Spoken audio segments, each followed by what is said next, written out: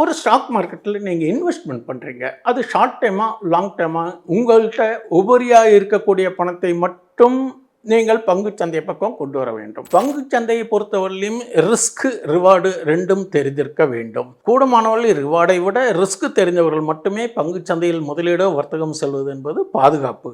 Risk தெரியாமல் முதலீடு வர்த்தகம் செய்வது என்பதை தவிர்த்து முறையாக ரிஸ்கை அறிந்து செய்வது தான் ஆரோக்கியம். ரிஸ்க் தெரியாமல் பங்கு சந்தையில் முதலீடும் வர்த்தகம் செய்வது ஆபத்தானது. இப்போ ஒரு ஸ்டாக்கை நீங்கள் அனலைஸ் பண்ணுறீங்க, ஒரு ஷார்ட் டைம் அல்ல லாங் டைம். அப்போ அதுக்கு என்ன பார்க்கணும்? அந்த நிறுவனத்தை பார்க்கணும்.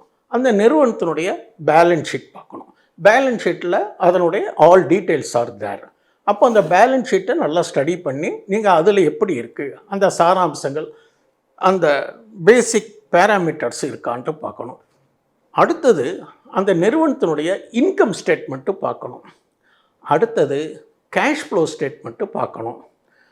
இதெல்லாம் பார்த்ததுக்கப்புறம் அந்த கீ ஃபார்முலா பார்க்கணும்.